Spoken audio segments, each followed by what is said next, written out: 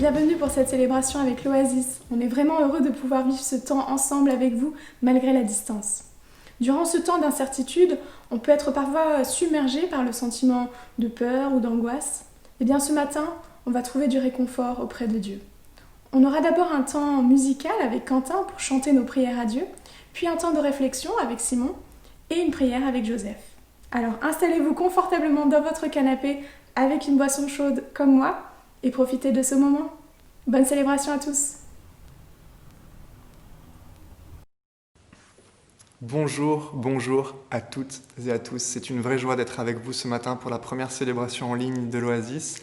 Merci Emma et Simon de m'avoir fait confiance et de m'avoir proposé de conduire ce temps musical. C'est ce qu'on va vivre maintenant, du coup, un temps musical. Alors pourquoi la musique maintenant ? Pourquoi la musique? Quel lien entre la musique et la peur, du coup, qui est le thème qui est choisi pour aujourd'hui? Tout simplement parce que nous voyons dans le fait de chanter tous ensemble, de vivre des chants tous ensemble, une occasion pour nous de nous rappeler la présence de Dieu.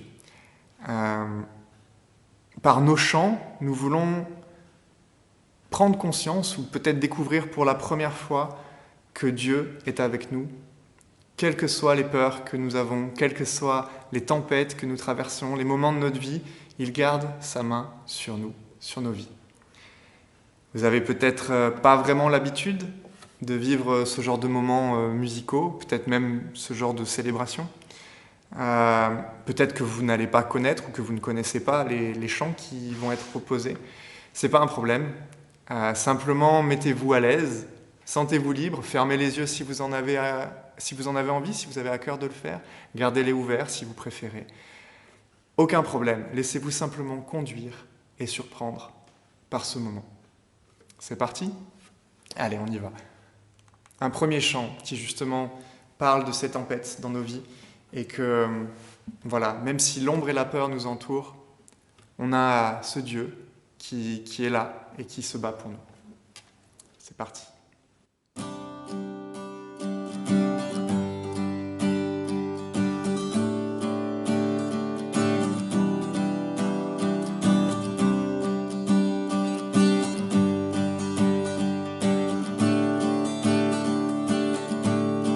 L'ombre et la peur peuvent m'entourer, les éléments se déchaîner.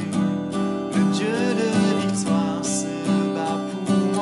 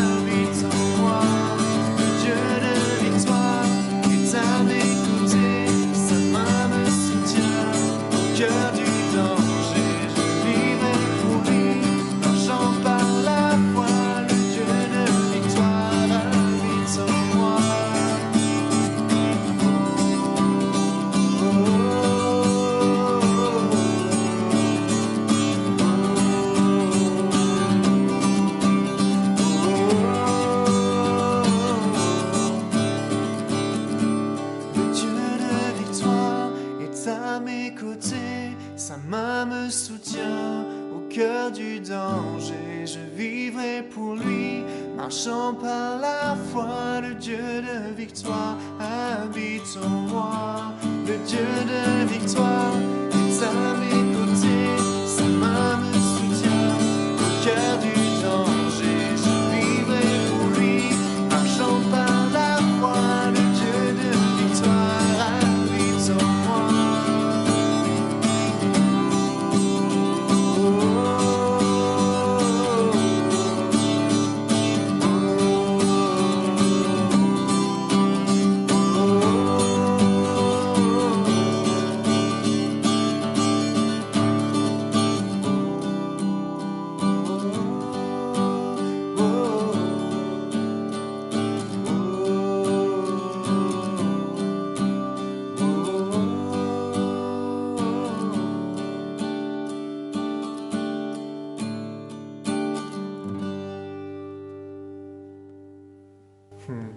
Je vous propose de continuer avec un deuxième chant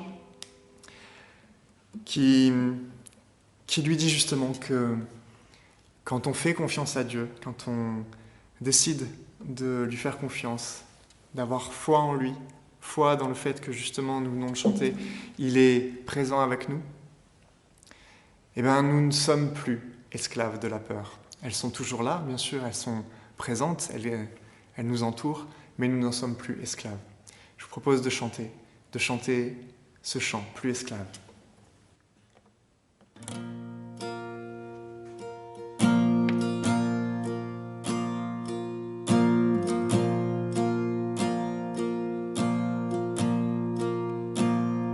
Tu m'as ébloui par tes mélodies, tu m'entoures d'un chant d'amour, chant de délivrance devant mes ennemis.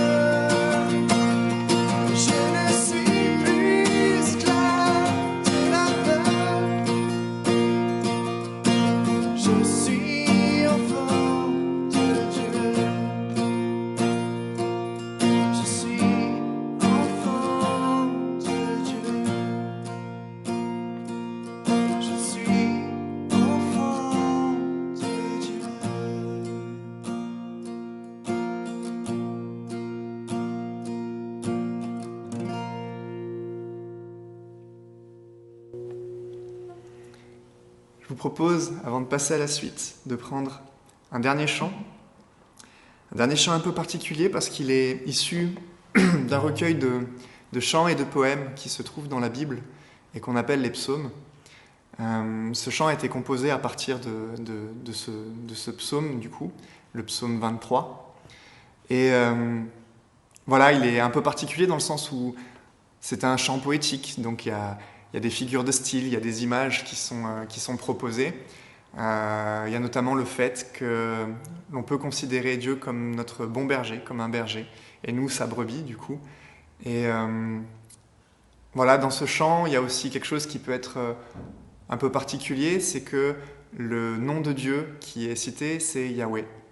Yahweh, du coup, c'est une façon de prononcer le nom du Dieu qui est cité, du coup, dans la Bible.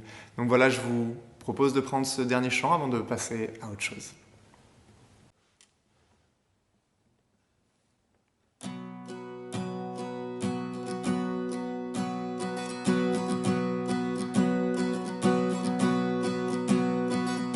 L'Éternel est mon berger, de rien je ne manquerai. Oh mon âme, chante mon âme,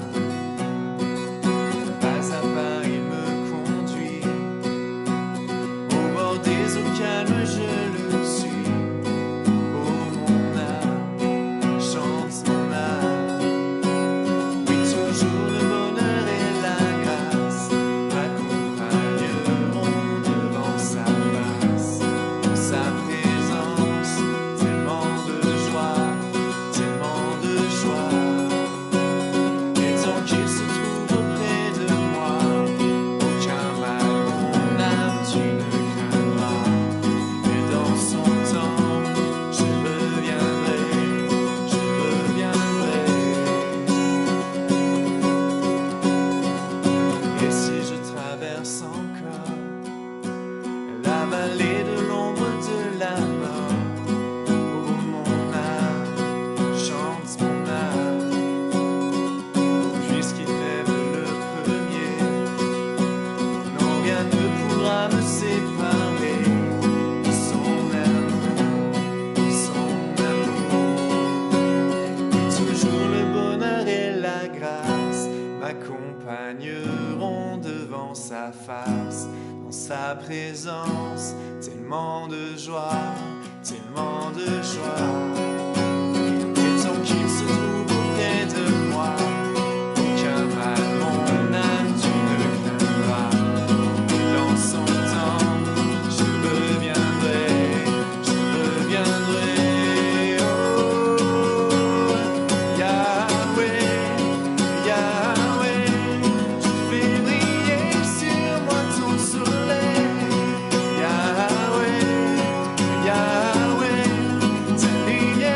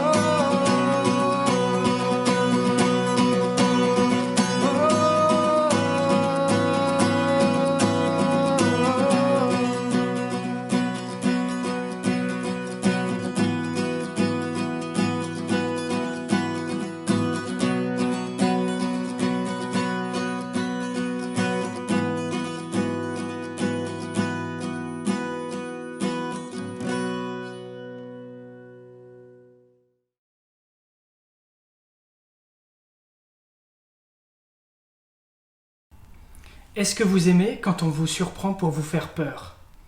Moi, pas vraiment, mais j'avoue que j'aime plutôt faire peur à Emma, qui, elle, adore ça. Cette sensation de peur, ça m'intrigue. Et l'autre jour, on a regardé un documentaire sur Stephen King, l'écrivain maître de la peur. Il parlait de la nécessité de faire ressentir ce sentiment de peur. Vraiment ?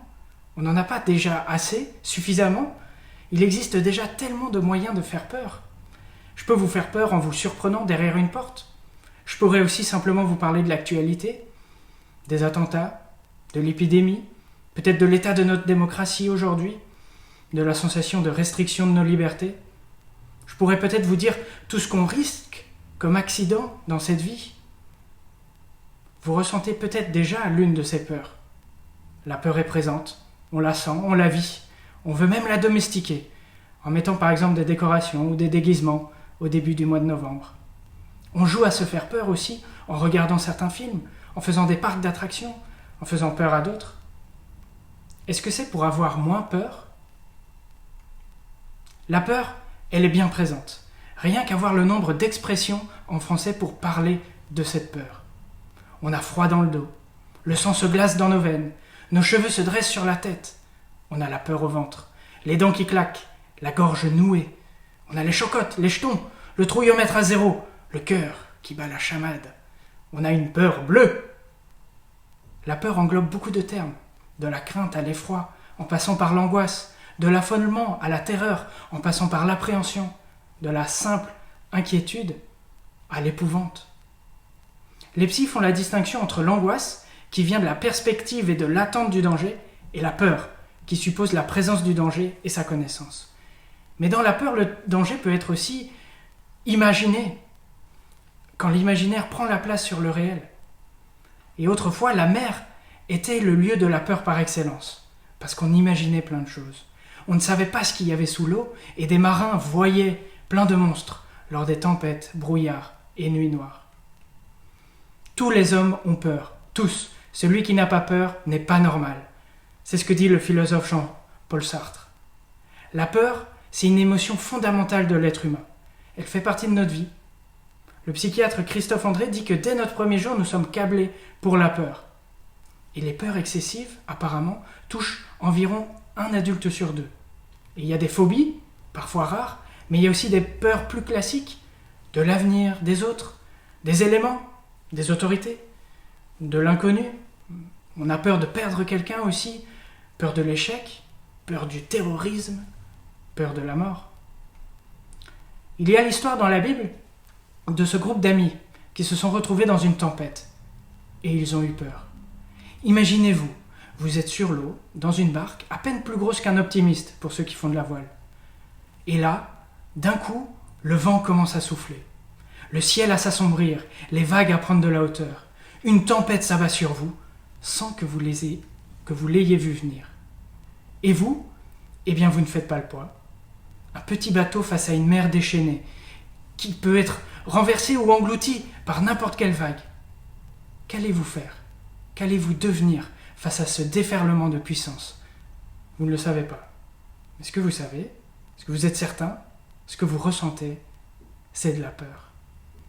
Alors cette tempête, ça peut être une image de la peur aujourd'hui. Dans quelle tempête de la vie êtes-vous en ce moment ? De quoi avez-vous peur en ce moment ? Et dans cette tempête, réfléchissez à ce qui peut vous rassurer. À quoi est-ce que vous vous tenez quand vous avez peur ? On n'a plus de doudou, comme quand on était enfant, mais on se raccroche à d'autres choses. Mais est-ce que ça tient vraiment le choc des vagues ? Il est temps de revoir cette aide aujourd'hui qu'on pense avoir. Est-ce que c'est mon raisonnement, mon argent ou mes proches ? Est-ce que ce soutien, cette confiance est bien placée ?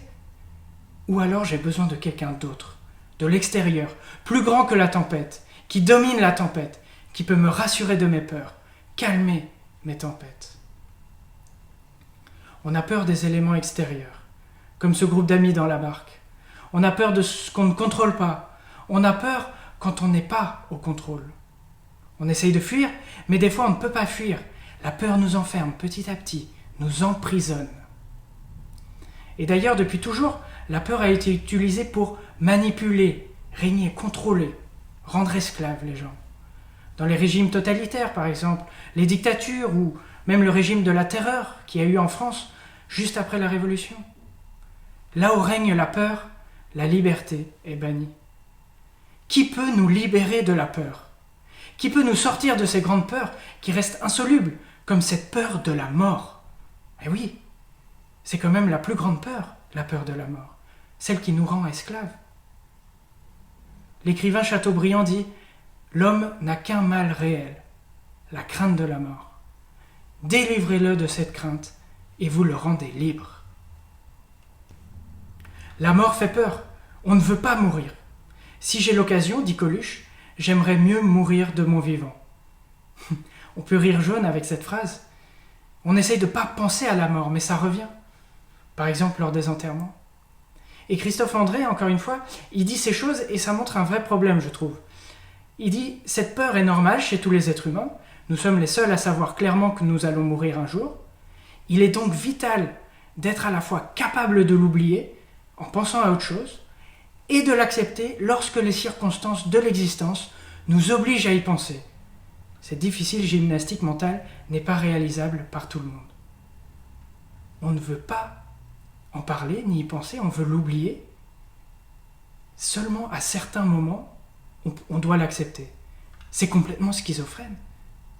Qu'est-ce qui se passe lorsqu'on y pense lors de ces autres moments?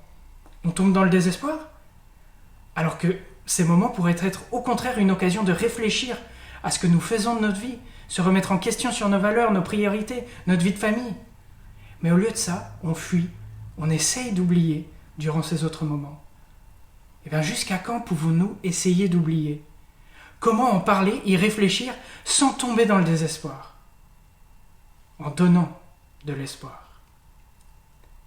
Il y a une autre histoire dans la Bible avec un homme Jésus qui avait un ami Lazare. Et Jésus apprend que son ami est gravement malade.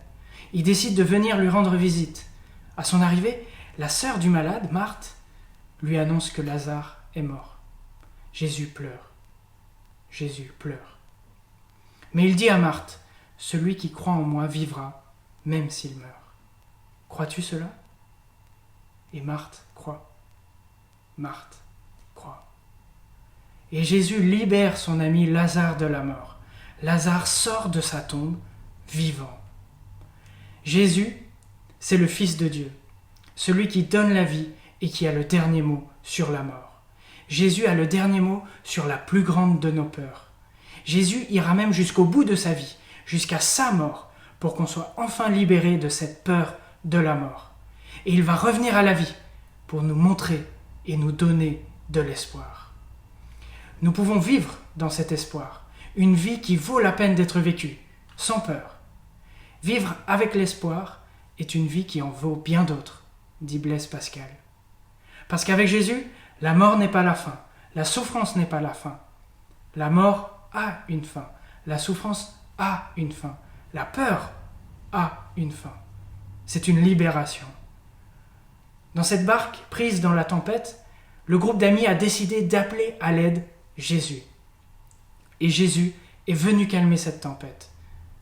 Dans notre petite barque prise dans la tempête, Jésus vient en tant que capitaine de bateau. Il nous tend la main et il dit « Laisse tes peurs derrière toi et laisse-moi te guider. Tes peurs vont peut-être venir, l'inquiétude va être là. C'est la vie. Mais cette fois, il y a un capitaine à la barre de ton embarcation. Il y a quelqu'un qui est au gouvernail. Et sa main te rassure. Il te calme. Il gère la direction du bateau, l'orientation des voiles. Il t'aide à surmonter les vagues de la peur. Il dit « C'est moi. N'aie pas peur. » Et jusqu'à quand on va essayer de nier le fait qu'on a besoin de quelqu'un pour nous tirer de nos tempêtes? Jusqu'à quand on va essayer de contrôler désespérément cette petite barque qu'est la vie? Jésus dit « Ne crains pas, aie confiance seulement. Aie confiance en celui qui a donné sa vie pour toi. Aie confiance en celui qui te sauve de la tempête, qui chasse les nuages et qui fait apparaître un rayon de soleil, un rayon d'espoir. Aie confiance en celui qui te ramène au port où tu peux te reposer. Aie confiance en celui qui a été jusqu'au bout de la peur pour toi, qui est mort pour que la mort ne gagne plus contre toi, pour que la peur de la mort ne soit plus là, pour que nous ne vivions plus dans la peur, mais aux côtés du libérateur, pour toujours. Que ceux qui veulent être libérés de leur tempête, libérés de la peur et vivre dans l'espoir, disent « Oui, c'est vrai. Je fais confiance à celui qui est digne de confiance, Jésus. Oui, je crois. » Après le message de Simon, je voudrais vous inviter à la prière. Mais avant, je voudrais vous lire une prière qui a été écrite par Sarah Richel, qui nous parle un petit peu de la présence de Dieu dans la souffrance et dans la peur. Père céleste, je te loue parce que tu es avec moi. Non seulement lorsque la vie est facile, mais aussi dans les périodes d'obscurité, de vide, et lorsque je me sens perdu et en proie au doute. Tu ne m'as jamais promis une vie confortable, sans peine, sans problème, mais tu m'as assuré de ta présence à mes côtés. Je te rends gloire, car où que j'aille, et quelles que soient les situations, tu m'accompagnes. Merci, parce que tu comprends mes doutes et mes peurs. Merci surtout pour Jésus-Christ, car en lui, il a partagé nos souffrances, car tu n'es pas un Dieu insensible. Merci, parce que Jésus sait ce que je ressens et comprend les difficultés de la vie. Aide-moi à le louer, même quand je suis seul ou quand j'ai peur, quand je me sens rejeté ou dépassé par les demandes qu'on m'adresse, quand la douleur et la pression deviennent trop difficiles à supporter. Je veux le louer parce que ton esprit me fortifie, parce qu'il me comprend, parce qu'il agit dans ma vie. Oui, Père Céleste, c'est vrai que nous passons des périodes de notre vie, parfois difficiles, où la peur nous tenaille, où nous n'arrivons plus à gérer les situations, les circonstances, où on a beaucoup de poids sur nos épaules. Mais comme le dit cette prière, Seigneur, tu es à nos côtés, tu nous accompagnes. Tu pleures quand nous pleurons, tu te réjouis quand nous nous réjouissons. Tu nous devances sur ce chemin pour nous mettre à l'abri, pour nous assurer de ta présence et de tes promesses. Merci Seigneur de ce que dans ma vie, tu es intervenu dans des moments de peur, de doute, d'angoisse. Je l'ai expérimenté et je sais que tu es un Dieu qui tient ses promesses, un Dieu qui est fidèle, un Dieu qui est compatissant, un Dieu riche en bonté et en amour. Alors merci Seigneur, parce que c'est vrai que notre barque peut chanceler parfois dans les tempêtes, mais tu es avec nous. Et nous savons qu'en toi, nous avons l'assurance. Et nous savons aussi, Seigneur, que jamais tu ne nous feras défaut. Nous te rendons grâce et je te rends grâce et je te loue dans le nom du Seigneur Jésus-Christ. Amen. Merci d'avoir passé ce temps avec nous. On espère que ce message vous a encouragé dans la saison difficile que nous vivons. On vous invite à garder contact en nous suivant et en aimant notre page l'Oasis Beaumont sur les réseaux sociaux. Cette semaine, restez connectés, il y aura une suite à ce que l'on vient d'entendre. Pour plus d'informations sur qui nous sommes, vous pouvez toujours consulter notre site internet égliseloasis.fr. Si vous voulez discuter, vous pouvez toujours vous connecter dès à présent à une visioconférence. Il y a le lien dans les commentaires de cette vidéo. Bonne semaine et à bientôt à l'Oasis.